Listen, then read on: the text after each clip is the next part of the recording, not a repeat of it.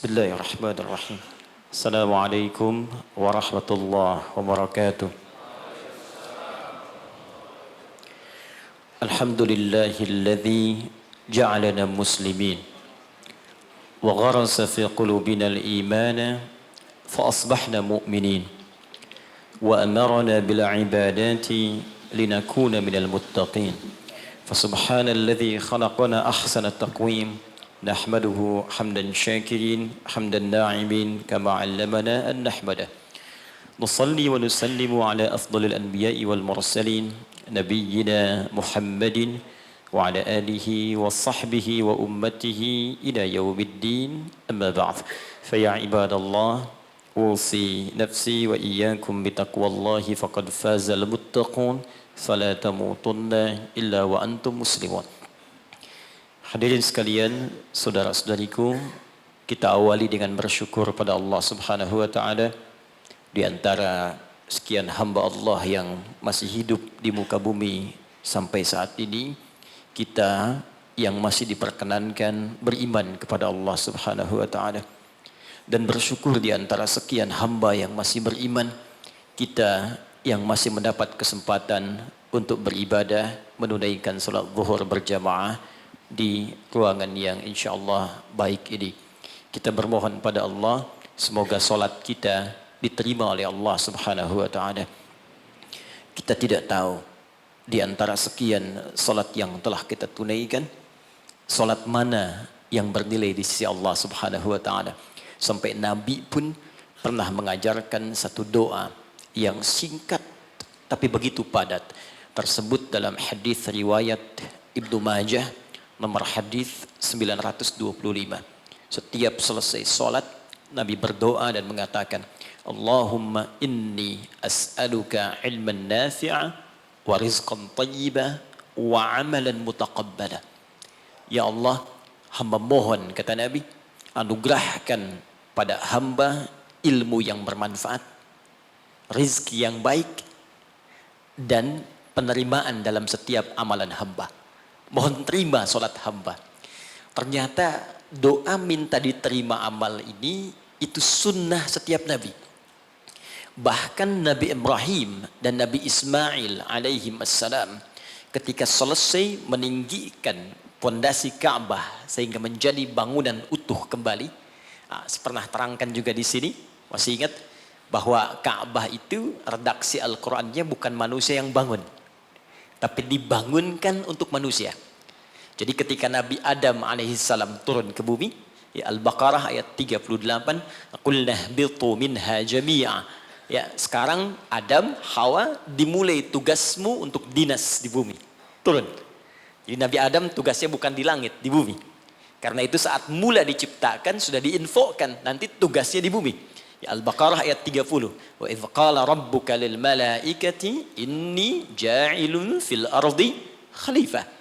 Ya, ketika Rabbu Muhammad sallallahu alaihi wasallam berfirman menginfokan pada seluruh malaikat dan sebagian jin yang ada pada saat itu bahwa aku akan menugaskan makhluk bukan malaikat, ya, bukan malaikat, bukan pula jin untuk menjadi pemakmur bumi yang menghidupkan suasana kehidupan di bumi.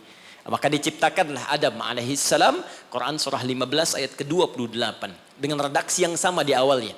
Wa idz qala rabbuka lil malaikati inni khaliqum basyara. Ketika Rabbmu berfirman pada malaikat pemakmur bumi ini, yaitu bukan malaikat, bukan pula jin tapi basyara. Disebutkan 35 kali dalam Al-Qur'an. Diberi nama dengan Adam. Al-Baqarah 31. Wa 'allama Adamal asma'a kullaha. Maka selesai kemudian diciptakan, diberi nama Adam, diberikan pelatihan. Di tempat sementara diberi nama dengan jannah. Ya, surga khusus, ya, bukan yang kita tempati nanti. Tapi ini training sementara di situ. Jadi diberikan pelatihan oleh Allah. Jadi ini hikmah, Pak. Kalau ingin tugas ditempatkan di tempat tertentu, Pertamina ingin mengutus stafnya misalnya di tempat tertentu. Ya, tadi Wikipedia kurang sedikit itu. Yang tadi itu ya itu yang kecil. Yang paling besar sebetulnya yang belum disebutkan Wikipedia, saya termasuk keluarga Pertamina. Silahkan tanya Pak Nanang kalau nggak percaya itu. Saya termasuk keluarga Pertamina EP di Libya. Jadi itu yang kurang di Wikipedia. Nah, itu sebelum menugaskan siapapun, maka sunnahnya ikutkan training dulu. Pelatihan dulu. Berikan gambaran-gambaran di tempat ia akan bekerja, sehingga nanti ketika sampai di tempat kerja terbiasa dengan itu. Itu sudah sunnah kehidupan. Maka Adam alaihissalam sebelum diturunkan ke bumi untuk bertugas, maka ditempatkan di tempat sementara untuk dilatih oleh Allah. Diperkenalkan. Ini yang kau kerjakan, kalau kerjakan ini nikmat kerjanya. Ini yang harus kau tinggalkan. Jadi surga yang diberikan kepada Adam untuk tinggal sementara, bukan surga yang akan kita tempati nanti setelah kita pulang dari sini. Karena surganya Adam masih ada perintah, masih ada larangan. Surga kita nggak ada perintah, nggak ada larangan lagi. Jadi di surga yang kita tempati nanti nggak ada sholat lagi, Pak.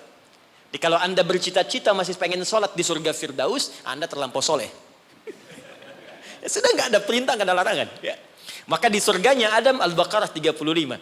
Wa qulna ya Adam uskun anta wa zawjukal jannah. Ya, wa kula minha ragadan haitsu syi'tuma fala taqraba hadhihi asy-syajarah fatakuna minadh dhalimin. Maka dikenalkan Adam tinggal ini tempatmu untuk sementara. Karena itu menggunakan alif lam, al-jannah. Surganya kita umum. Ya. Ya, Al-Baqarah ayat 25 itu wabasyiril ladzina amanu wa 'amilus solihati anna lahum jannatin. Ya, tidak menggunakan alif lam dan ujungnya dijamakkan bentuknya untuk menunjukkan surga kita bukan yang pernah ditempati Adam sebelumnya. Secara singkat diturunkan ke bumi untuk beraktivitas. Saat turun ke bumi inilah dijelaskan oleh Allah Subhanahu wa taala beragam aktivitas yang mesti dikerjakan. Tapi yang paling menarik dipesankan oleh Allah, sepanjang beraktivitas di bumi, perbanyak perbuatan baik sebagai bekal untuk pulang kembali menuju surga yang telah Allah siapkan berikutnya. Semua perbuatan baik ini oleh Al-Quran disebut dengan amal saleh namanya. Jadi kalau saya runtutkan, misi dimulai diturunkan ke bumi, tugasnya untuk mengumpulkan amal saleh. Diberikan batas waktu, diberi nama dengan ajal namanya. Saya runtutkan sedikit supaya nanti kita mengerti tersambung dengan keutamaan bulan Rajab. Kalau saya turunkan gini, Pak. Ini tentang hidup kita. Jangan-jangan sudah puluhan tahun hidup, tapi kita belum tahu apa yang kita kerjakan dalam hidup ini. Saya khawatir, jangan-jangan kita sibuk, pada akhirnya kita pulang. Gak ada yang gak pulang, Pak. Penyebab kita kembali itu bukan COVID-19 yang sekarang marak. Bukan persoalan sakit. Karena yang sehat pun kalau sudah waktunya tiba pulangnya pulang. Syarat meninggal itu bukan sakit. Syarat meninggal itu bukan tua. Karena yang muda bahkan belum lahir pun itu bisa wafat. Ada orang berkata dia sudah bau tanah katanya. Dia nggak sadar kalau dia pun bau kuburan. Itu yang beberapa bagian mesti kita luruskan kembali. Jadi tugas kita, Ibu ini kelihatan Bu? Belum saya tulis ya. Ya pasti. Oke. Tugas kita ada di bumi. Ini. Tuliskan. Kemudian di bumi kita diperintahkan mengumpulkan perbuatan baik. Disebut dengan amal saleh. Ini poinnya. Amal saleh ini dibagi pada dua bagian. Ada yang sifatnya ritual untuk menunjuk hubungan kita dengan pencipta Allah Subhanahu wa taala. Disebut oleh para ulama untuk memudahkan dengan hablum minallah. Hablum itu garis tali. Minallah yang terhubung ke Allah. Ada amal soleh kita yang terhubung garisnya kepada Allah Subhanahu wa taala. Ini kata Allah diwajibkan kepada kita untuk mengerjakan perbuatan yang pertama ini pun feedbacknya kembali ke kita. Contoh misal, kita ambil sholat. Contoh pertama, sholat hubungan kita langsung dengan Allah Subhanahu wa taala. Saat kita mengerjakan sholat pun kata Allah, manfaatnya bukan untuk saya, kata Allah. Kembali lagi pada kita. Karena itu ketika Anda bertanya, kenapa saya mesti sholat ya Allah? Diperdengarkan 5 kali dalam sehari. Supaya kita paham betul bahwa manfaat sholat kembali pada diri kita lagi. Coba, dalam sehari bukankah kita mendengar kalimat yang disampaikan oleh seorang muadzin? Ya, apa artinya? Adzan? Adzan apa artinya? Sebetulnya bukan panggilan asal kata adzan itu, asalnya telinga. Azan itu asalnya telinga, jamaknya udhun. Jamak dari udhun itu azan. Kenapa azan disebut dengan azan? Karena ini satu-satunya lafaz di muka bumi yang pasti akan selalu terdengar oleh orang yang masih punya pendengaran di telinganya. Dan ini satu lafaz satu-satunya di bumi yang tidak pernah berhenti 24 jam. Silahkan Anda cek kalau tidak percaya. Ya, karena itu waktunya setiap tempat pasti selalu berbeda. Jakarta selesai, Bekasi azan. Bekasi selesai, Cikarang azan. Cikarang selesai, Karawang azan. Sampai semua berputar. Ya, dulu saya tinggal di Tripoli, Mesir selesai azan, Libya azan. Selesai Libya, Tunisia azan. Tunisia selesai, Aljazair azan. Maroko, sampai terus nyebrang. Ternyata 24 jam nggak pernah berhenti. Dan dahsyatnya, itu dibagi di setiap waktu beraktivitas. Bangun tidur pertama, subuh. Subuh selesai, muncul siang, zuhur. Selesai, masuk sore, asar. Selesai, pembuka ke malam, maghrib. Muncul malamnya, isya. Sampai tidur kita isya ke subuh lagi, 5 waktu dibagi, diperdengarkan kalimat itu. Ketika muncul kalimat, hayya 'alas shalah, Allahu akbar, hablu minallah. Apa bentuk ibadahnya? Hayya 'alas shalah, tunaikan salat. Anda bertanya, kenapa mesti salat? Kata Allah lewat suara muadzin, hayya 'alal falah. Supaya engkau sukses. Supaya engkau bahagia. Jadi falah itu bukan sekedar bahagia. Saya pernah terangkan di sini, kalau Anda buka kamus bahasa Arab Inggris, maka falah itu diterjemahkan dengan success and happiness. Jadi di salat itu Pak, Bu, saya tekankan setiap saya kesini, saya selalu ulang-ulang kalimat ini. Di dalam salat itu, baik gerakannya, juga bacaannya, itu terkandung ajaran-ajaran, hikmah-hikmah, dan rahasia-rahasia bimbingan menuju kesuksesan dan kebahagiaan dalam hidup. Di gerakannya bukan gerakan asal-asalan. Makanya Nabi ketat mengatakan, kata Nabi, "Shallu kama ra'aitumuni usalli." Salatlah kalian persis seperti melihat saya salat. Ada seorang bernama Khalid bin Rafi Az-Zuraiqi. Kisah ini ada di hadis Muslim, nomor hadis 319. Ya, riwayat sahabat Abu Hurairah radhiyallahu taala anhu. Ini ada seorang bernama Khalid bin Rafi Az-Zuraiqi di zaman Nabi. Datang ke masjid, salat di samping Nabi. Wan nabiyyu fi nahiyatin ukhra minal masjid. Jadi Nabi sedang duduk di sisi lain, dia salat kurang lebih di sinilah. Begitu selesai salat, sallama yaminan wa samala, dia salam ke kanan dan ke kiri, thumma atan nabiyya sallallahu alaihi wasallam. Lalu dia mendatangi Nabi sallallahu alaihi wasallam, fa sallama ilaihi. Dia mengatakan, "Assalamu alayka ya Rasulullah." Apa jawab Nabi? Perhatikan kalimatnya. Wa alaikassalam wa rahmatullah, irji' salli fa innaka lam tusalli. Kata Nabi, wa alaikassalam wa rahmatullah, kamu salat lagi karena engkau belum salat. Padahal orang ini sudah salat dari takbir sampai selesai salam. Lalu dia mengulang salatnya sampai 3 kali. Jadi sekali selesai datang Nabi minta salat lagi. 2 kali selesai datang kata Nabi ulangi lagi. Sampai yang ketiga dia katakan, ya Rasulullah ma uhsinu ghairah. Ya Rasulullah, saya nggak bisa lebih bagus dari apa yang saya kerjakan tadi. Sampai sini kemampuan saya. Alimni, tolong ajarkan saya bagaimana salat yang benar. Jadi kalau sekedar salat saja dibuka dengan takbir, ditutup dengan salam dan dianggap benar, mustahil Nabi akan seketat seperti menyampaikan tadi. Kata para ulama, kalau ada ibadah diminta ketat menunaikannya, pasti ada hikmah besar yang ada di belakang atau di balik ibadah yang dikerjakan itu. Lalu diajarkan oleh Nabi bahkan dari mulai wudu, teman-teman. Kata Nabi, asbighul wudu. Kata para ulama, ini menunjukkan orang ini bukan cuma dari berdirinya yang keliru, dari wudunya pun ada yang salah. Jadi kalau orang dari wudunya sudah keliru, cepat-cepat, asal basuh, asal usap, ini pasti akan berdampak pada keliru sholatnya. Tapi pertanyaannya, ada apa di balik sholat itu? Yang dahsyat, bahkan dari berdiri ini saja, kalau dipelajari dengan benar, itu ada bekal manajemen kehidupan yang sangat dahsyat. Dipraktekkan Abdurrahman bin Auf, hanya hikmah berdiri begini, 3 bulan jadi orang paling kaya nomor 3 di Madinah. Dan setahun jadi orang paling kaya nomor 1 di Madinah, yang kapaknya saja bahkan terbuat dari emas. Jadi bukan main-main.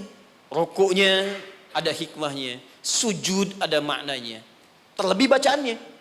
Karena itu ketika Allah menyebutkan perintah sholat dalam Al-Quran, ada sindiran yang halus tapi tajam. Kata Allah, akan ada orang sholat nanti bahkan tidak mengerti apa yang ia ucapkan dan ia lakukan dalam sholatnya. Jadi bagaimana kita bisa khusyuk dalam sholat kalau yang kita baca pun tak kita pahami. Nah, apa manfaat di balik itu? Ada kesuksesan di situ. Ada kebahagiaan, falah. Nanti kalau saya turunkan lebih panjang lagi. Tapi singkatnya, ketika kita diminta ibadah pun kepada Allah, hasilnya dikembalikan kepada kita. Jadi kalau orang dengar suara adzan, tahu bahwa sholat itu kunci kebahagiaan, mustahil ada orang yang malas untuk menunaikan sholat.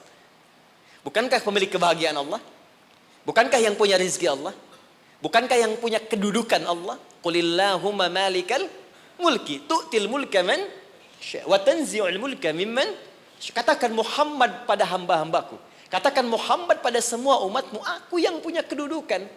Aku titipkan pada siapa yang aku kehendaki. Anda menginginkan kedudukan, Anda pengen jabatan, Anda pengen harta, Anda jauh dari Allah. Bagaimana bisa meraihnya?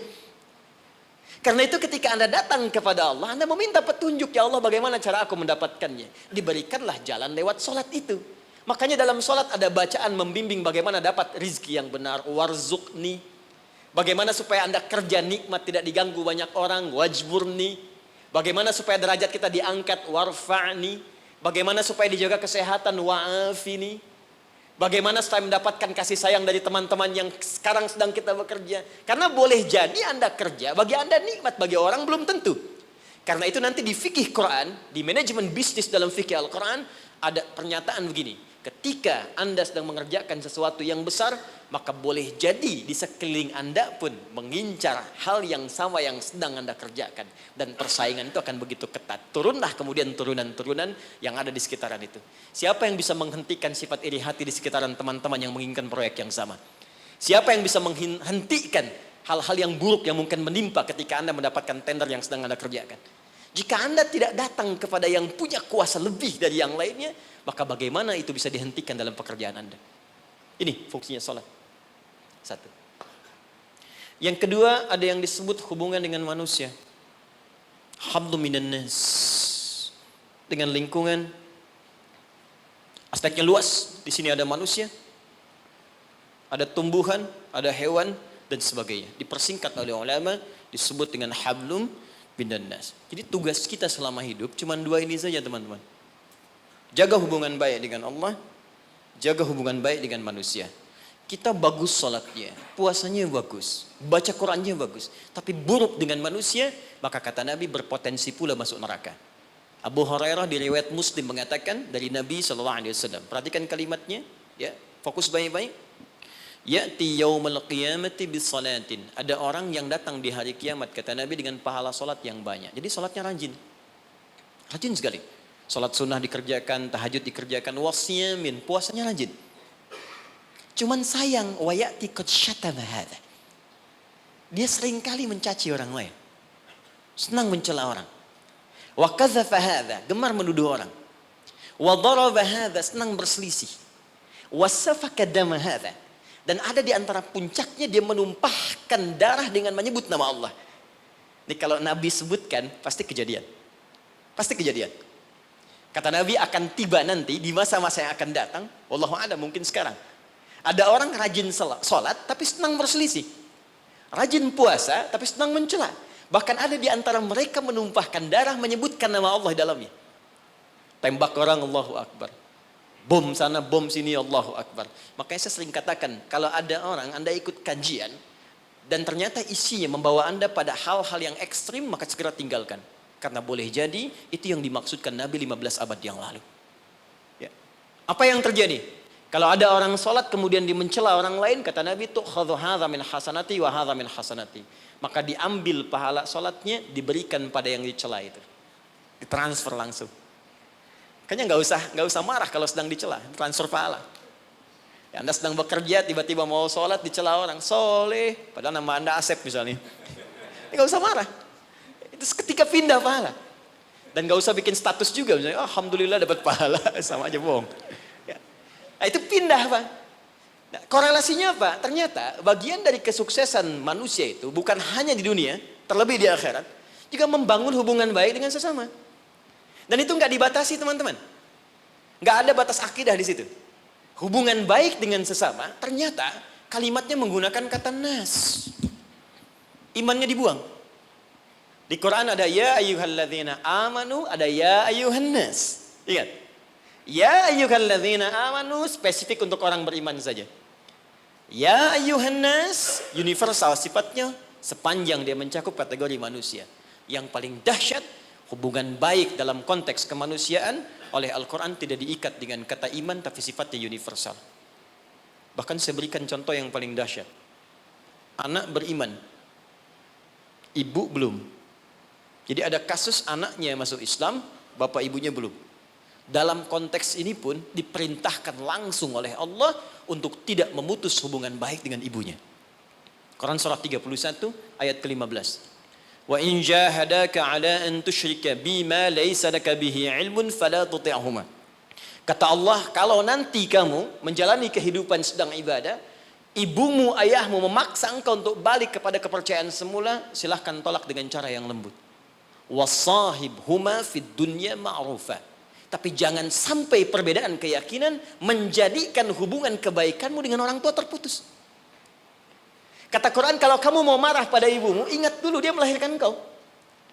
Dia mengandung engkau. Dia memberikan ASI padamu sampai disebutkan di ayat 14 ini. Jadi Anda bayangkan, ternyata hubungan baik sesama kemanusiaan itu, pertama, tidak diikat dengan nilai-nilai akidah tadi, sifatnya dibuka luas tapi berdampak pada penilaian baik kita di hadapan Allah Subhanahu wa taala. Boleh jadi, kenapa saya katakan ini? Boleh jadi di lingkungan tempat kita bekerja sekarang, di Pertamina misalnya, kan nggak semuanya Muslim. Mungkin ada yang non Muslim, mungkin ada yang Kristen, mungkin ada yang Hindu. Sepanjang kita membangun aktivitas kemanusiaan, bekerja sama dengan baik. Anda mau traktir? Boleh. Diskusi, jalan. Berbagi, lakukan. Dan niatkan sebagai ibadah kepada Allah Subhanahu wa taala. Boleh jadi asbab hidayah. Nah, sekarang pertanyaannya, saya langsung cepat karena waktu saya hanya sebentar di sini. Dari sekian yang kita kerjakan dalam kehidupan sampai usia sekarang ada yang 40 tahun, 50 tahun, lebih daripada itu.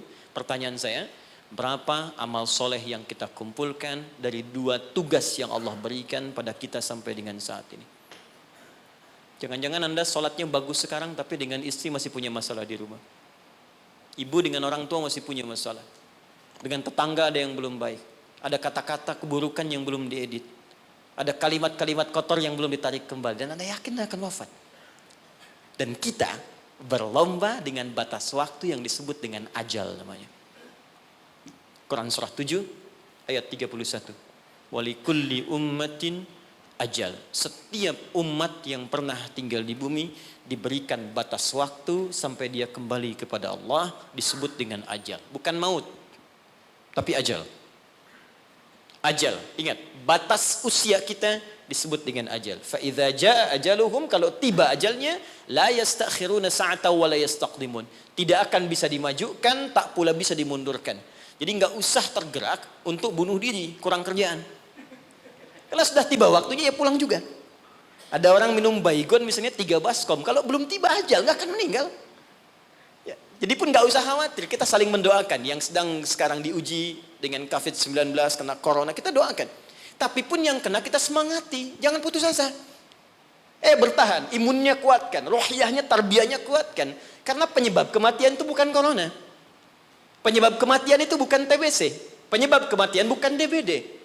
Penyebab kematian itu cuma satu. Kalau ajalnya tiba, datanglah penyakit yang tak ada obatnya kata Nabi. Dialah maut namanya. Quran surah 3 ayat 185. Kullu nafsin dha'iqatul maut.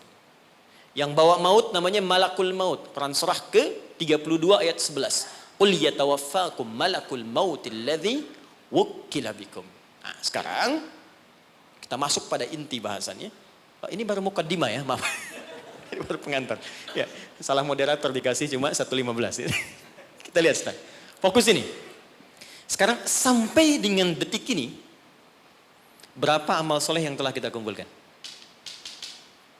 Kalau ini kita akan tinggalkan Pak, semua. Yang kita bawa cuma ini. Antum sekarang tinggal, bekerja di gedung yang bagus, rumahnya mewah, kendaraan juga cukup baik. Semua itu akan kita tinggalkan. Yang kita bawa hanya ini. Makanya kalau orientasi hidup Anda hanya mengejar prestise dunia saja, gaya yang dikejar, Maka repotnya dua. Yang pertama di hukum Pascal di fisika mengatakan orang yang cenderung hidupnya orientasi kepada gaya maka tekanannya tinggi. Tekanan hidupnya tinggi. Ya. Makanya rumus fisikanya Anda lebih tahu daripada saya.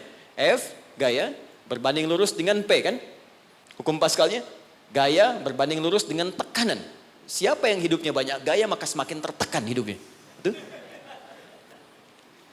Yang kedua, dia rugi saat pulang. Karena semua yang ia kumpulkan, itu akan dia tinggalkan. Tunjukkan pada saya, sampai hari ini, siapa yang ketika pulang meninggal dunia itu meninggalkan semua yang dapatkan saat dunia. Di mobil ditinggalkan, rumah ditinggalkan, maaf, pasangan bahkan ditinggalkan, harta ditinggalkan. Tunjukkan pada saya, siapa di muka bumi ini, termasuk khususnya dia muslim yang ketika wafat semua asetnya dia bawa ke alam kuburnya. Even uang yang Anda kumpulkan. Handphone yang Anda simpan sekarang. Demi Allah saya katakan semua akan ditinggalkan. Jadi betul kata Allah ketika menyebut semua aktivitas kita untuk mengerjakan amal soleh ini, maka Allah berikan nama khusus bagi kita disebut dengan insan namanya.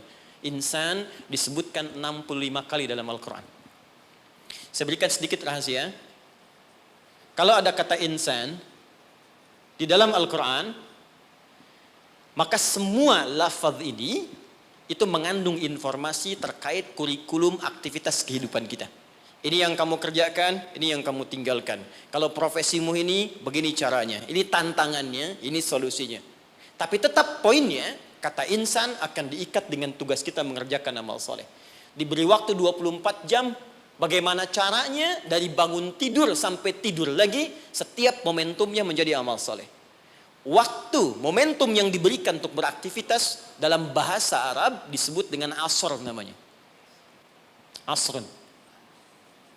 Jadi ada waktun, ada asrun, itu beda. Kalau waktun itu masih umum. Waktu. Tapi kalau asrun sudah jadi momentum. Waktu yang diberikan untuk diisi beraktivitas. Sekarang temukan kata asrun, temukan kata insan, temukan kata amal soleh dalam Al-Quran. Ternyata digabungkan dalam satu surah 103. Wal asr. Demi waktu yang aku berikan pada setiap manusia untuk diisi dan beraktivitas di dalamnya. Sekarang perhatikan. Innal insan. Sungguh, perhatikan cara menerjemahkannya. Setiap manusia yang beraktivitas untuk mengisi waktu ini lafi khusr. Berpotensi ada yang mengalami kerugian. Kata Allah, aku berikan modal 24 jam, Anda diberikan modal 24 juta dolar untuk beraktivitas, cari minyak nih, cari ini. Tapi ketika Anda diberikan modalnya nggak balik. Ada yang balik cuma 1 juta, ada yang balik 2 juta, ada yang rugi sama sekali, ada yang harus bayar denda, ada yang macam-macam. Nah, sekarang Allah kasih modal kita 24 jam, gunakan beraktivitas kata Allah insan. Cuma sayang, aku berikan 24 jam, ada yang rugi. Kecuali orang-orang yang keluar dari kerugian itu, dialah orang yang aktivitasnya mengikuti hal yang telah aku tunjukkan ini. Illalladzina amanu, kecuali semua orang yang, alladzina disebutkan 1080 kali dalam Al-Quran. Mencakup laki-laki, perempuan, tua, muda, kecil, besar, tanpa batas. Artinya kata Allah, semua manusia tanpa kecuali akan keluar dari frame kerugian ini jika dia mengerjakan hal berikut. Illalladzina amanu wa amilus salihat. Jika yang ia kerjakan selama hidupnya menjadi baik di hadapan Allah. Makannya saleh, kerjanya saleh, maaf, jalannya saleh, tidurnya saleh 24 jam. Ya. Nah, sekarang kita evaluasi dulu sebentar, mohon izin, tahan baik-baik. Saya pernah terangkan pada Anda, karena kita perlu mengumpulkan amal soleh, makanya dari ujung kepala sampai ujung kaki, semua lengkap petunjuk di Al-Quran. Apa yang harus dikerjakan oleh mata, telinga, lisan, sampai ke ujung kaki. Sekarang, kita ambil usia rata-rata kita saat ini. Kita ukur dulu sebentar, sebelum kita kenal apa yang menjadi keutamaan bulan Rajab. Ukur sebentar, saya tanya, rata-rata usia berapa nih? 40 boleh ya, ke atas. Kita ambil tengahnya misal, 40. Ya, Dari 40 ini, ada penelitian kecil-kecilan menunjukkan aktivitas manusia itu setengahnya, walaupun tidak semuanya, pada umumnya setengah dari usia manusia itu digunakan untuk tidur. Jadi, kalau ada orang 40 tahun, umumnya setengahnya dipakai tidur. Dari bayi, tumbuh, kecil, istirahat, malamnya tidur lagi, sampai dewasa, sampai ketiduran, di kantor kadang ketiduran, di musola favorit ya untuk istirahat, sampai di bis macam-macam, ini setengah usia. Berarti setengahnya lagi itu digunakan untuk aktivitas yang produktif. Makannya, minumnya, bercandanya, kadang-kadang ada berselisihnya, macam-macam, sholatnya di sini. Saya tanya sebentar, jadi 20 tahun ini yang sudah jadi amal soleh, jadi ibadah, kira-kira berapa tahun? Gak usah terlalu pesimis ya, kita ambil setengahnya, 10 tahun misal. 10 misalnya. Apakah setiap amal kita disebut soleh oleh Allah? Bukankah Nabi tadi berdoa, ya Allah tolong terima amalku. Jadi selevel Nabi saja ketika berdoa, minta diterima amalnya. Nabi Ibrahim, Nabi Ismail tadi di awal bangun meninggikan bangunan Ka'bah, minta diterima oleh Allah. Ya, Al-Baqarah ayat ke 127. Minta diterima oleh Allah. Ya, taqabbal minna innaka antas samiul alim. Ya Allah tolong terima. Apalagi kita yang bukan nabi, bukan rasul. Ketika Allah akan terima amalan kita, maka syaratnya kata Allah ikhlas kerjakan amalnya. Quran surah 98 ayat yang kelima. Ibadah yang dikerjakan, amal soleh yang dilakukan dengan ikhlas, baru itu yang kemudian diterima. Pertanyaannya, dari 10 tahun yang jadi ibadah ini, yang ikhlas berapa tahun? Ambil setengahnya misal. Berapa? 5. Jadi usia 40 tahun, amalan produktif yang mungkin kemungkinan besar diterima oleh Allah, dapat nilai 5 tahun. Dosanya berapa tahun?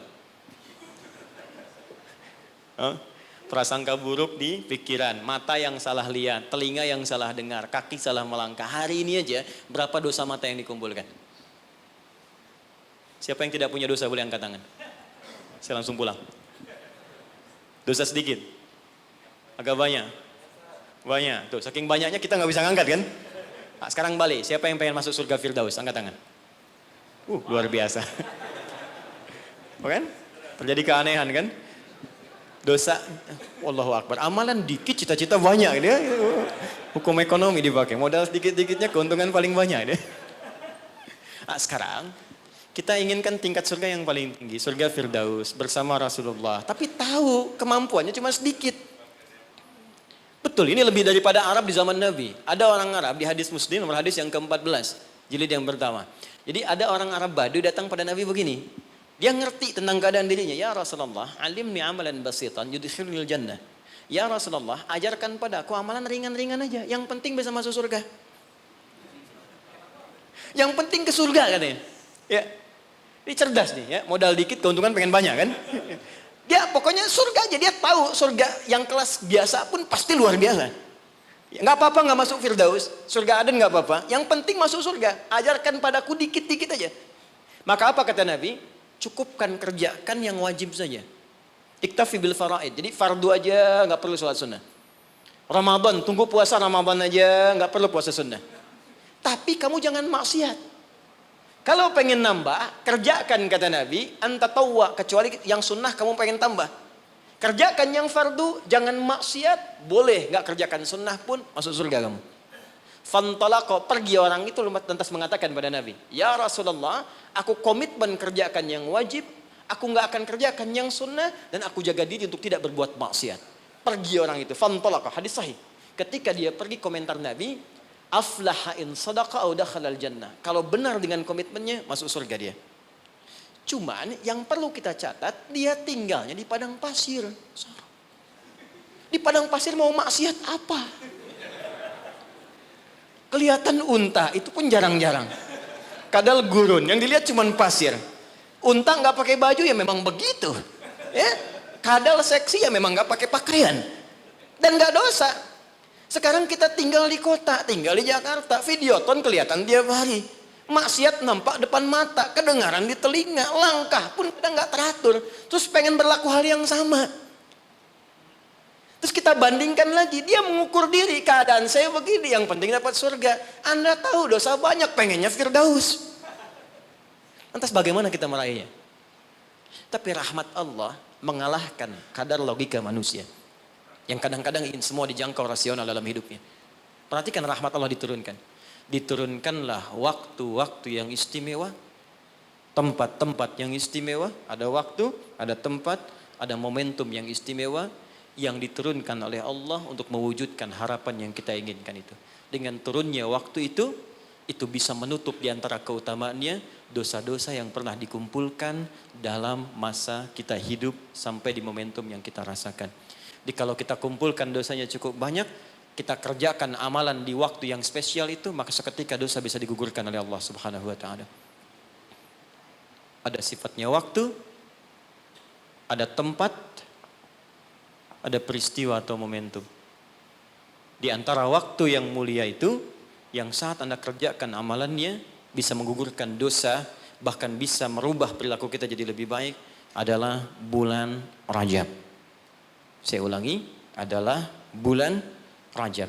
Saking pentingnya bulan Rajab ini, Allah sampai menurunkan satu ayat untuk menyandingkan keutamaannya dengan bulan-bulan haram yang lain, serta Nabi sampai meminta kita untuk meningkatkan ibadah, dan bukan sekedar meminta, tapi Nabi sendiri meningkatkan ibadah di bulan ini sebagai pembuka kebaikan di bulan-bulan yang lainnya. Apa di antara keutamaannya? Ini yang coba saya urutkan dalam sisa waktu 10 menit ke depan. Dan apa yang bisa kita raih ketika kita mengerjakan itu. Oke. 1. Rajab adalah pembuka semua bulan kebaikan. Saya tanya sebentar. Di antara sekian bulan, 1 tahun 12 bulan itu, ada bulan yang paling baik, namanya bulan apa? Ramadan. Situ ada puasa. Setelah itu ada apa? Yang kita dapat Idul Fitri di situ? Syawal, bahkan ada puasa. Apa lagi? Dzulhijjah, ya, ada Idul Adha di situ, Dzulhijjah. Kalau kita lihat hadisnya, bulan ke-11 pun Dzulqa'dah, bulan bagus, disebut bulan haram, Dzulqa'dah. Sebelum Ramadan, itu bulan yang sangat digemari oleh Nabi. Sampai Nabi banyak puasa di bulan itu. Yaitu Sya'ban. 1, 2, 3, 4, 5. Ada dari 12 bulan, ada 5 bulan yang sangat istimewa, sifatnya berurutan. Sya'ban 8, 9 Ramadan, 10 Syawal, Dzulqa'dah yang ke-11, Dzulhijjah yang ke-12. Pembukanya, pintunya Rajab. Enggak mungkin bisa ke Sya'ban kecuali masuk Rajab dulu. Enggak mungkin dapat Ramadan kecuali Rajab dulu. Karena itulah Nabi bahkan pernah mengatakan dalam beberapa kesempatan, diteruskan sampai kepada kita, hati-hati, amalan-amalan ini. Bahkan ada ulama yang mengatakan, kalaupun kita enggak dapat Ramadan, minimal Rajabnya dapat.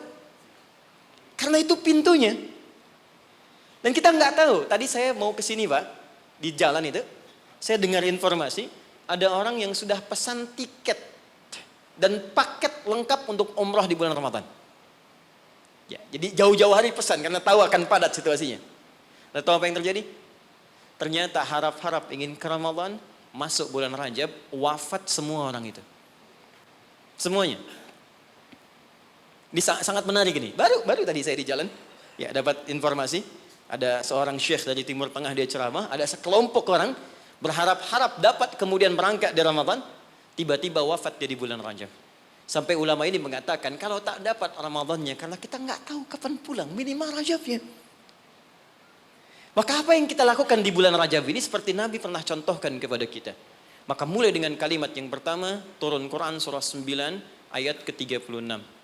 Saking pentingnya bulan ini, ada ulama mengatakan karena bulannya penting dan istimewa, maka setiap muslim mesti mengetahui keistimewaannya.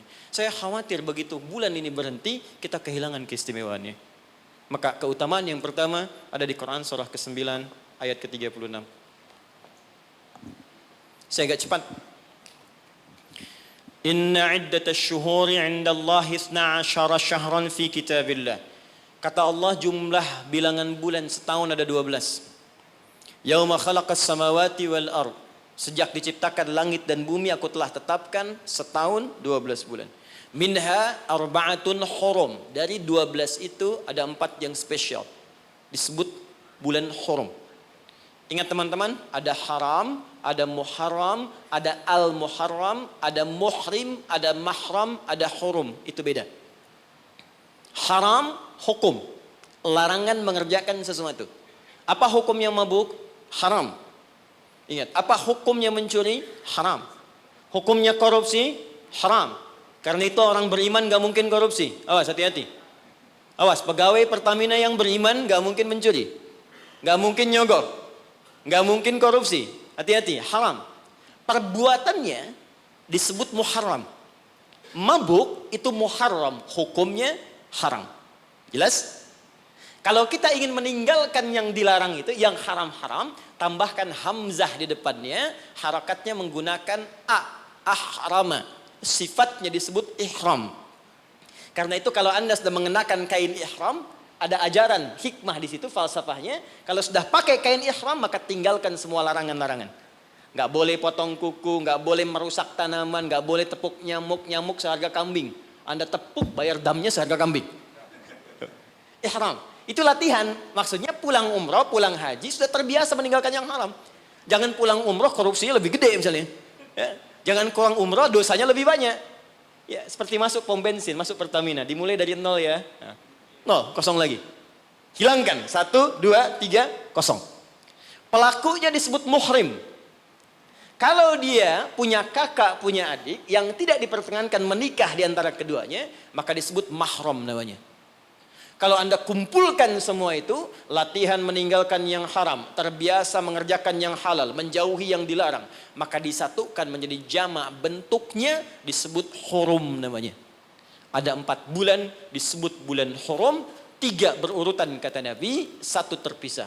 Yang 3 itu Dzulqa'dah 11, Dzulhijjah 12, Al-Muharram bulan pertama, yang keempat namanya Rajab. Dan kita sekarang ada di bulan ini. Siapa yang masih ingat sekarang tanggal berapa? Sekarang tanggal 17 Rajab 1441 Hijrah. Kita sekarang ada di bulan spesial ini. Amalan pertama, apa yang harus kita kerjakan di bulan ini? Teruskan ayatnya. Dzalikad dinul qayyim fala tadhlimu fihinna anfusakum. Orang yang agamanya benar, yang Islamnya baik kata Allah, maka dia akan memanfaatkan Rajab dengan mengerjakan amalan yang pertama. Apa itu? Fala tadhlimu fihinna anfusakum. Mulai banyak evaluasi diri supaya tidak berbuat zalim, minimal berlatih di bulan ini. Amalan pertama, introspeksi diri.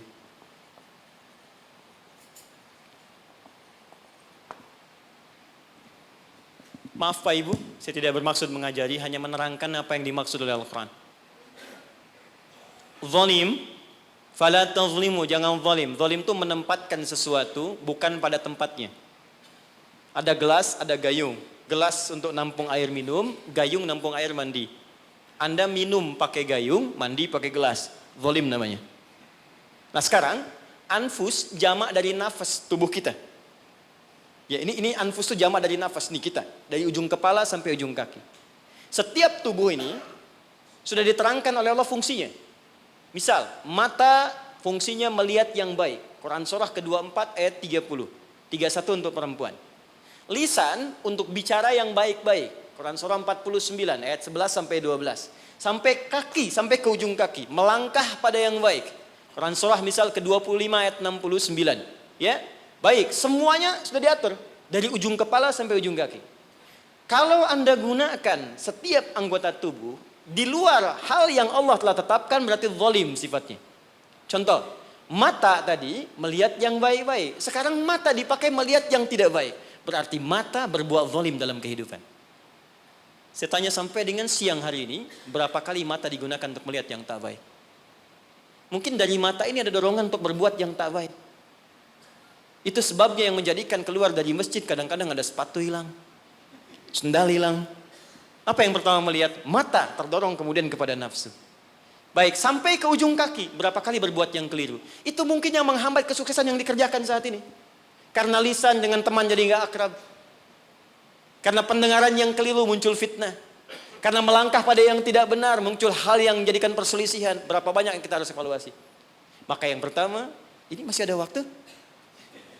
Masih, sampai jam berapa ini? Ini Pak Nanang kalau rakyatnya sudah begini nggak ada pilihan ya. Baik, tahan baik-baik. Ini terakhir bagiannya. Maka kalau kita sadar ada yang berbuat yang tidak baik, maka saya berikan gambaran singkat bagaimana cara memperbaikinya. Sekarang lihat sini. Teman-teman masih ingat nggak pemilik rezeki siapa? Allah. Yang punya kedudukan siapa? Allah. Yang punya kebijakan siapa? Allah. Sekarang kita bekerja kan supaya Allah kasih pada kita kan? Nah, sekarang kata Allah, kerjakan ini, jangan lakukan ini. Lalu Anda mengerjakan yang dilarang oleh Allah dan berharap mendapatkan apa yang akan diberikan oleh Allah, maka mustahil. Sekarang nggak usah bicara tentang Allah lah. Anda ingin dapat sesuatu, tapi dengan orangnya punya hubungan buruk, kan mustahil bisa dapat yang diinginkan. Anda mau datang ke si B, tapi Anda tidak punya hubungan baik dengan si B. Apa yang tidak diinginkan si B, Anda kerjakan, mustahil Anda dapatkan. Sekarang karena itu Nabi ilustrasikan begini. Kalau ada orang yang dalam hidupnya sering menyalahi perintah Allah dalam kehidupan, bukan hanya hablum minallah, tapi juga hablum minan nas. Karena hukum kehidupan dunia nanti diikat oleh hukum dunia. Akhirat diikat dengan kaidah akhirat. Jadi kalau Anda ingin kaya, ya Allah, kaya itu dunia. Maka hukum dunia diturunkan. Kerja itu hukum dunia. Jujur hukum dunia. Maaf, punya attitude yang baik hukum dunia. Membangun hubungan baik dengan sesama pun hukum dunia. Maka dari itu, maaf, sekalipun Anda punya hubungan yang tidak baik, bukan dengan muslim, dengan non-muslim misalnya punya perilaku buruk yang tidak diperkenankan oleh syariat. Anda bohong pada non-muslim, Anda misalnya zalim pada non-muslim, berlaku juga, jangan harap karir Anda sukses. Sama persis. Ya, sekarang perhatikan baik-baik. Kalau ada orang berbuat maksiat kepada Allah, melanggar dua ketentuan tadi, maka kata Nabi, naqtas sauda, diberikanlah kemudian di atas katup hatinya noda-noda hitam. Semakin banyak dikumpulkan, semakin menutup seperti ini. Kalau sudah menutup begini, banyak maksiatnya, banyak salahnya, banyak kurangnya, bukan hanya pada Allah, tapi juga hubungan dengan manusia, maka anna yustajabu lidzalik. Bukan Allah nggak mau kabulkan doanya, tapi mental setiap diminta. Perhatikan. Masuk minta, diturunkan, balik. Diturunkan, balik. Diturunkan, balik. Setiap dimintakan. Nabi pernah mengisahkan seorang thumma dzakara rajula yutilus safara asy'atha aghbara. Ada orang datang berkelana pengen berdoa kepada Allah menempuh perjalanan panjang. Doa yang dikerjakan saat perjalanan panjang cepat dikabulkan 2 kali lipat dari yang biasa. Kemudian menyebut nama Allah al-asmaul husna. Doa yang dibuka dengan al-asmaul husna cepat dikabulkan. Yang ketiga dia mengangkat tangan. Doa yang dilakukan dengan mengangkat tangan cepat dikabulkan dibandingkan dengan yang diam. 3 amalan dia kerjakan 6 kali seharusnya lebih cepat dikabulkan. Tapi apa komentar Nabi pada saat itu? Anna yustajabu lidzalik. Bagaimana doanya bisa dikabulkan? Jadi begitu dia minta dengan keadaan itu, mental lagi. Apa penyebabnya? Maaf. Mat'amu haram. Karena dia cari kerja dengan cara yang haram. Mashrabu haram, minumannya haram. Malbasu haram, pakaiannya haram. Wa ghudhiya biharamin, dan perilakunya haram. Ya, tidak cukup kita bisa mendapatkan kelancaran dalam usaha dengan sekedar sholat. Sholat memberikan keberkahan, kemudahan, kelancaran. Kalau hubungan dengan manusianya buruk, juga sama akan menghambat. Dengan ibu Anda kurang baik, dengan ayah Anda kurang baik, dengan istri, dengan suami kurang baik, itu mungkin bisa menghambat kepada karir pekerjaan Anda. Apalagi kalaupun ini baik, dengan suami baik, istri baik, tetangga baik, tapi kalau dengan Allah tidak baik, maka ada sesuatu yang tidak mudah kita dapatkan dalam kehidupan. Terakhir, bagaimana cara berintrospeksi di bulan ini? Maka diturunkanlah oleh Nabi cara-cara berintrospeksi dengan 3 pendekatan utama. Ada 3 lafadznya, ini saya ajarkan yang paling ringan saja. Kalau terkait dengan dosa-dosa keseharian, maka lakukan zikir Nabi Adam. Quran surah ke-7 ayat 23. Saya yakin kita hafal.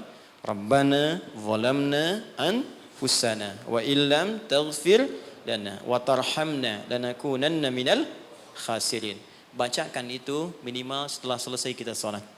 Astaghfirullah, astaghfirullah, astaghfirullah. Allahumma antas salam, minkas salam, tabarakta ya dzal jalali wal ikram. Perbanyak zikir tadi. Rabbana zalamna anfusana wa illam taghfir lana wa tarhamna lanakunanna minal khasirin. Tapi mohon sekali, ketika Anda bacakan zikir ini, jangan sekedar diucapkan di lisan. Bayangkan Anda punya persoalan apa dalam kehidupan. Jadi ketika Anda bacakan, mata Anda zalim, rasakan kezaliman itu. Ketika dengan orang tua tak bagus, bayangkan perbuatan buruk yang sedang Anda kerjakan. Begitu Anda bacakan, air mata Anda menetes, seketika ampunan Allah akan diturunkan kepada kita. Dan gugur perbuatan buruk yang pernah kita lakukan. 2, ini cepat, ada dosa yang terkait dengan aktivitas pekerjaan yang sedang kita lakukan. Kenal Nabi Yunus? Bagus. Nabi Yunus itu kan berdakwah. Bekerja, beraktivitas. Cuma sayang dalam pekerjaan itu tantangannya begitu tinggi. Nanti ada, lain kali kalau ngaji kesini lagi, jangan ngambil yang jauh-jauh ya. Yang Anda butuhkan aja. Ya, ini kan teman-teman ada di dunia pekerjaan. Kenapa Anda nggak mengeluarkan fikih bisnis dalam Al-Quran? Manajemen misalnya bisnis dalam Al-Quran. Tentang pekerjaan, itu aja yang dibahas. Itu lebih terasa nanti apa yang kita butuhkan, itu yang kita dapatkan. Ada di Quran cara misalnya memudahkan kita mendapatkan kemudahan dalam pekerjaan, tantangannya apa saja, ini yang terjadi kalau Anda bisnis begini, ini yang mungkin terjadi pada orang, penyakit ini yang muncul dari ria untuk diri yang meraih kesuksesan, dari yang iri hati, yang dengki, mengobatinya bagaimana, ada semua. Nah, Nabi Yunus salah satu tipikal yang dicontohkan oleh Allah, sedang beraktivitas, bekerja, dapat tantangan tidak biasa. Ingat ini ya, kalau tantangannya begitu tinggi, maka lawannya sepadan. Di balik itu Allah ingin menganugerahkan anugerah yang tidak biasa. Karena ujian berat tidak akan diberikan pada orang kecil. Ya, jadi kalau Pertamina misalnya sedang menghadapi ini sesuatu yang besar, tantangan besar, artinya di balik itu ada anugerah besar yang akan dihadapkan kepada Anda. Karena itu ingat baik-baik. Dalam konteks ini Al-Quran mengatakan hanya orang-orang besar yang bisa melewati itu. Kadang-kadang di situ akan kelihatan. Orang yang cuma malas numpang kerja saja akan terlihat. Orang yang butuh tantangan, dia akan dihadapkan pada kesuksesan. Secara singkat, dakwah diusir, masuk ke kapal sampai dilemparkan ke lautan. Ya, jadi dakwahnya diisengi, diusili, sampai yang terakhir puncaknya dilempar ke lautan, masuk dalam perut ikan paus. Saya mau tanya sebentar, kalau masuk perut ikan paus, kira-kira pengap atau tidak? Sudah pernah masuk? Pengap, gelap, sulit kan? Baik ya? Nah, gambarannya nonton film Pinocchio kelihatan kan? Nah, sekarang lihat baik-baik. Ketika Nabi Yunus alaihissalam ada dalam perut ikan paus itu, sempat terlintas dengan sifat kemanusiaannya. Kapan saya bisa keluar dari persoalan ini? Kapan Allah tolong saya? Itu fitrah kemanusiaannya. Tapi fitrah kenabiannya, karena beliau maksum, diluruskan oleh Allah. Jangan mengeluh. Ini jalan menuju kesuksesan. Bagian dari kebaikan yang mungkin kamu akan dapatkan. Lakukan zikir ini, begitu diucapkan zikirnya, dikeluarkanlah dari kesulitan itu. Saya mau tanya sebentar. Tadi masuknya ke perut ikan apa? Ikan paus. Tapi ketika dikeluarkan, bahasa Qurannya, bukan saya keluarkan dari perut ikan paus, tapi Allah katakan dengan kalimat yang sangat indah. Di ujungnya ditutup, siapapun yang punya persoalan yang sama seperti Yunus, kalau melakukan zikir yang sama, aku akan bebaskan dari setiap kesulitan aktivitas yang sedang ia lakukan. Buka Quran surah ke-21, ayat 87 sampai 88. وَذَنُّونِ إِذْ ذَهَبَ مُغَاضِبًا فَظَنَّ أَن لَّن نَّقْدِرَ عَلَيْهِ فَنَادَى فِي الظُّلُمَاتِ أَن لَّا إِلَٰهَ إِلَّا أَنتَ سُبْحَانَكَ إِنِّي كُنتُ مِنَ الظَّالِمِينَ فَاسْتَجَبْنَا لَهُ فَنَجَّيْنَاهُ مِنَ الْغَمِّ. Masuk ke perut ikan paus, tapi dikeluarkan bahasanya menggunakan gham. Apa itu gham? Gham itu secara singkat awan gelap yang menaungi. Ghammun. Orang Arab menggunakan kalimat gham pada setiap peristiwa yang membuat kita gelap, pengap, lelah, capek. Anda yang ngajukan tender, Anda yang dapat proyek diserobot oleh orang lain. Bukankah tiba-tiba merasa lemas? Langsung gelap, padahal matahari begitu terang. Jadi nggak enak makan, jadi lunglai, tiba-tiba stres. Ya, dirawat saja. Anda yang mencoba melamar, tiba-tiba dipinang oleh orang lain. Ya, gelap, capek, lunglai. Ya, gelap, itu gham namanya. Jadi maaf, ada orang yang memang gak masuk ke perut ikan paus, tapi mengalami peristiwa yang luar biasa. Tantangan besar, jahilin orang, oh, kok mesti saya? Tiba-tiba keluar di lisan, ya Allah kenapa saya? Saya tahajud, saya puasa juga. Saya baca Quran juga ya Allah. Apa kurang saya? Kurang sabar. Ya, ternyata kadang-kadang terucap teman-teman sedang kerja. Ya, bebannya begitu tinggi. Udah gali-gali, udah tahajud, minyaknya gak dapet. Ya, atau tiba-tiba sudah dibilang gak dapat terus diambil orang gitu. Apa yang harus dikerjakan? Itu pernah terjadi. Kata Allah, lakukan zikir Nabi Yunus alaihissalam. Ada yang salah dalam diri kita. Yang ngatur itu Allah. Jangan mengeluh. Ya, 2 kali lipat motivasi munculkan lagi, petakan lagi, tambah lagi pengetahuannya, kerja lebih maksimal lagi, maka pembukanya dibuka dengan kalimat zikir. Ini yang membebaskan kita dari kesulitan. Jadi kalau Anda sedang praktek, kerja dimanapun, offshore kah itu atau di darat kah, atau ada kesulitan di kantor, bacakan zikir ini. Ini bagian dari hal yang ketika kita bacakan bisa menghilangkan kesulitan yang kita sedang rasakan. Rabbana, masih ingat? Wa nada fil dhulumati alla ilaha illa anta subhanaka inni kuntu minal zalimin. La ilaha illa anta subhanaka inni kuntu minal zalimin. Rutinkan zikir itu, terutama kalau mendapatkan kesulitan dalam pekerjaan-pekerjaan atau beraktivitas. Yang terakhir saya tutup, sekarang sedang banyak penyakit menyebar di mana-mana sampai orang yang sakit biasa pun dicurigai, batuk di kereta tiba-tiba digulung, batuk di pesawat dikeluarin padahal cuma batuk aja gitu kan. Ya, ada juga yang kemudian kena ini, kena itu dan sebagainya. Kita mesti kuat. Ya, karena kepanikan itu juga bagian dari kelemahan yang mungkin bisa menambah penyebaran virus atau apapun dengan cepat. Maka Allah mengajarkan zikir lewat Nabi Ayyub alaihissalam. Kalau kita bisa kerjakan ini, maka Allah akan berikan kekuatan lebih dibanding yang lain-lainnya. Zikirnya ditemukan di Quran surah ke-21 ayat 83 sampai dengan 84. Wa ayyuba idznada rabbahu anni massaniyadurru wa anta arhamur rahimin. Saya ajarkan zikir ini tidak main-main. Kalau ada yang divonis penyakit, entah Anda, kerabat Anda, keluarga Anda, sepupu dan sebagainya, dan dokter mengatakan mustahil sembuh, maka bacakan zikir ini. Allah sudah berjanji di ayat 84-nya, siapa yang mengamalkan zikir ini, saya akan sembuhkan penyakitnya, walaupun ia menderita penyakit seperti Ayyub alaihissalam yang tidak pernah dialami orang sebelumnya atau dirasakan orang setelahnya. Karena kadang-kadang ada keluhan ketika sakit. Ya Allah, kenapa saya begini? Ya Allah, kapan sembuhnya? Bacakan zikirnya, anni massaniyadurru wa anta arhamur rahimin. Saya tutup. Rajab, keutamaan yang pertama akan mempercepat anugerah Allah untuk mengampuni dosa-dosa yang pernah berjalan selama hidup kita. Maka isi bulan ini dengan istighfar. Istighfar yang baik, koreksi diri kita. Sehingga saat masuk bulan Ramadan, kita sudah dalam keadaan yang optimal untuk bisa mendapatkan semua kenikmatannya. Maka mohon izin, maaf, pulang dari sini, coba cek dulu Pak ya. Ibu di rumah dengan anak-anak mungkin ada masalah, selesaikan. Dengan pasangan hidup, di kantor. Jangan sampai itu yang memberatkan Anda ketika pulang kepada Allah Subhanahu wa taala. Ini bagian pesan yang pertama. Yang kedua, tingkatkan amal saleh. Ya, Ibnu Abbas mengatakan, orang yang sengaja maksiat di bulan Rajab, karena tadi ada ayatnya, maka dosanya 2 kali lipat di hari biasa. 2 kali lipat. Di orang yang bikin hoax sekarang ini, jadi buzzer, jadi macam-macam, itu 2 kali lipat dosa hari biasa. Bahkan zaman jahiliyah pun kalau muncul Rajab, itu puasa maksiat Pak. Bisa puasa maksiat. Di orang jahiliyah, Abu Jahal dan kawan-kawan, itu kalau dicela di bulan Rajab, balasnya bulan depan. Ya libur dulu gitu. Nah, sekarang orang jahiliyah aja takut bermaksiat di bulan Rajab. Maka bagaimana dengan kita yang masuk dalam nilai-nilai kebaikan? Ya, 2 itu. Sama persis dengan orang yang berbuat baik, pahalanya 2 kali lipat di hari biasa. Itu nasnya ada tersambung pada Ibnu Abbas radhiyallahu taala anhuma. Dari sini Nabi menganjurkan kita kemudian mengistimewakan bulan ini dengan meningkatkan amal soleh. Saya tutup, ada satu amalan yang kalau Anda kerjakan bisa menggabungkan keseluruhan yang tadi. Amal itu disebut dengan puasa namanya. Saya ulang, amal itu disebut dengan puasa. Sebab orang puasa akan otomatis meningkatkan amal soleh yang lain. Orang puasa, sholat sunnah dikejar. Jangankan yang fardu. Anda nggak puasa, belum tentu sholat sunnah. Tapi kalau sedang puasa, jangankan fardu. Ketinggalan sunnah Anda bisa gelisah. Lihat Ramadan. Ibu-ibu berani naruh sajadah, bertarung saat maghrib. Bukan untuk isya, untuk tarawih. Nyimpan sajadah saf paling depan tuh. Ya, padahal tarawih hukumnya sunnah kan? Nah, jadi sunnah tuh dikejar. Nggak ada yang minta, dicari-cari. Anda Ramadan cari yatim. Yatim, fakir, macam. Kenapa? Sedang puasa.